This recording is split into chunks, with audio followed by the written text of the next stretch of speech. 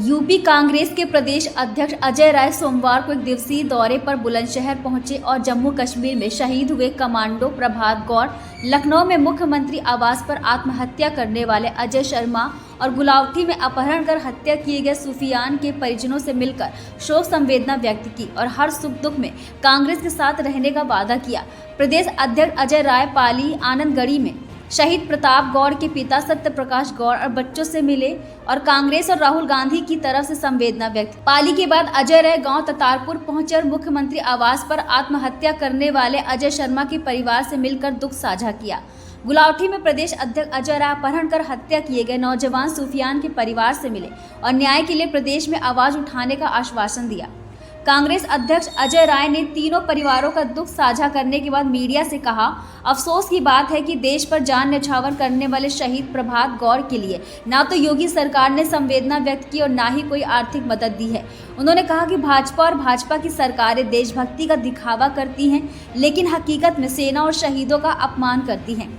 उन्होंने आगे कहा कि योगी सरकार में चारों तरफ गुंडा राज और लोग न्याय के लिए मुख्यमंत्री आवास पर आत्महत्या कर रहे हैं। अजय राय ने आगे कहा कि कांग्रेस हमेशा आमजन की लड़ाई लड़ती है। अजय राय ने कहा, अजय शर्मा की मौत के लिए जिम्मेदार अफसरों पर कार्रवाई हो, सूफियान के हत्यारोपियों को पुलिस तत्काल जेल भेजे। आज बुलंदशहर मैं अपने बहादुर जाबाज साथी को यह सैल्यूट करने आया हूँ, जो इस देश की खातिर अपनी कुर्बानी दिया है।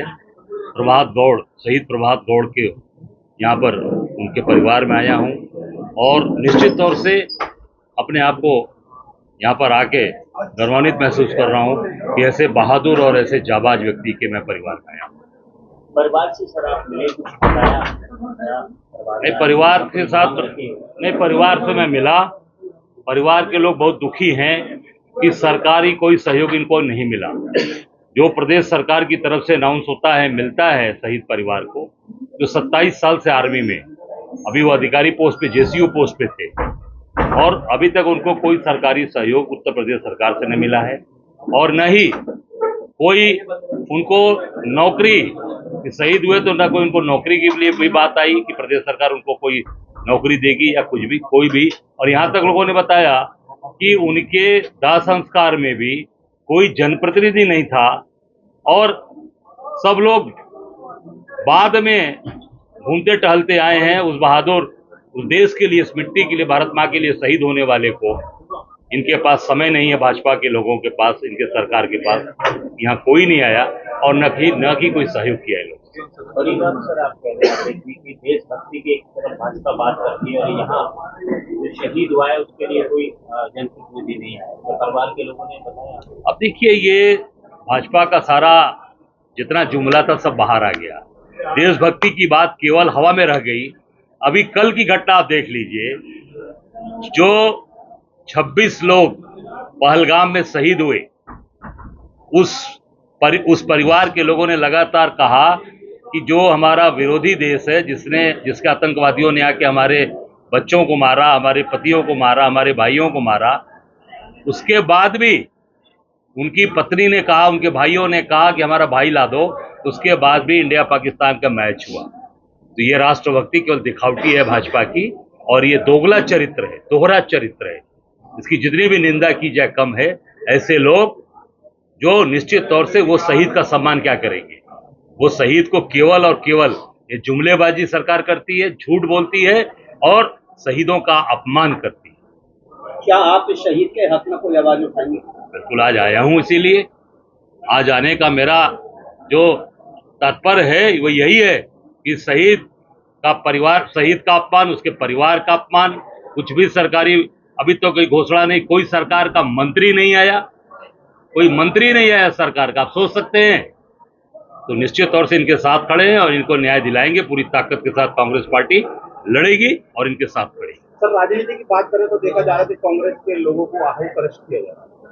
नहीं, देखिए, वो सरकार डरी हुई है, सरकार घबराई हुई है, क्योंकि हम सही बात उठा रहे हैं, सही बात बोल रहे हैं। जो देश के अंदर जो चर्चा इस समय चल रही है, गांव-गांव, गली-गली, एक ही चर्चा है, वोट चोर गद्दी छोड़। ये गांव-गांव चल रहा है। इससे सरकार घबरा गई है, परेशान हो गई, तो हमारे लोगों को हाउस अरेस्ट करा रहे हैं, हमारे लोगों को जेल भेज रहे हैं। हमारे लोग फर्जी मुकदमे लगा रहे हैं, पर कितने दिन तक?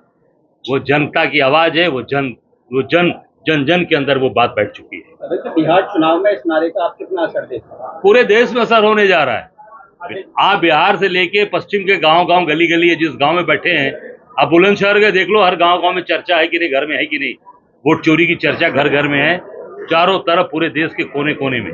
लेकिन सरकार पूरे देश में SIR कराने की बात कर रही है। अब SIR देखिए, वो तो सरकार और चुनाव आयोग मिले हुए हैं, जो सरकार चाहती है चुनाव आयोग वही करता है, तो वो पूरी तरीके से ध्वस्त हो चुकी है। आज संजय निषाद ने कहा है कि वोट चोर सब्जी चोर को लेकर के एक नई बात कह दी है कि कांग्रेस पार्टी जो है वो नौकरी चोर और पैसे चोर है। साथ ही ये कहा है कि कांग्रेस पार्टी को अब जो है, पहले का प्रधानमंत्री के से लड़ रही थी, लेकिन अब उनसे लड़ते लड़ते थक गई और अब जो है चुनाव आयोग से लड़ने लगी।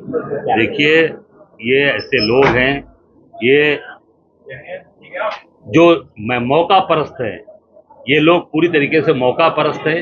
मौका आता है तो कब किधर जाएंगे, ऐसे लोगों के बारे में समझता हूँ कि बहुत बोलने की आवश्यकता नहीं है।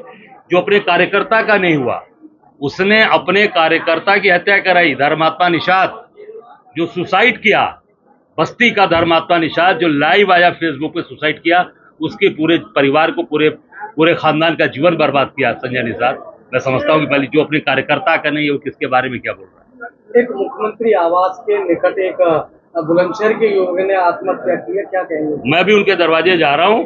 जो बेचारा, सोचिए, एक आदमी जब वो काम कर रहा है, आटा चक्की लगाकर आटा चक्की के लिए वो ट्रांसफार्मर मांग रहा है, और जिस तरीके से बताया कि उसकी पीडी हो गई, उसके बाद ही बिल आ रहा है। ये क्या है? ये सरकार चल रही है, ये पूरी तरीके से जंगल राज चल रहा है, जंगल का कानून है। और इतना प्रताड़ित हो गया कि जाके लखनऊ में उस व्यक्ति ने सुसाइड किया। ये दुर्भाग्यपूर्ण है। अभी मैं उसी के दरवाजे जा रहा हूँ, वहां भी जाके शोक संवेदना प्रकट करूंगा, और उस परिवार के साथ निश्चित तौर से हम लड़ाई लड़ेंगे, उसको न्याय दिलाएंगे।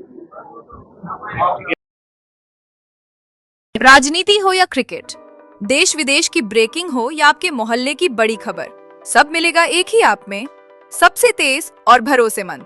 अभी डाउनलोड करें दैनिक भास्कर डिजिटल।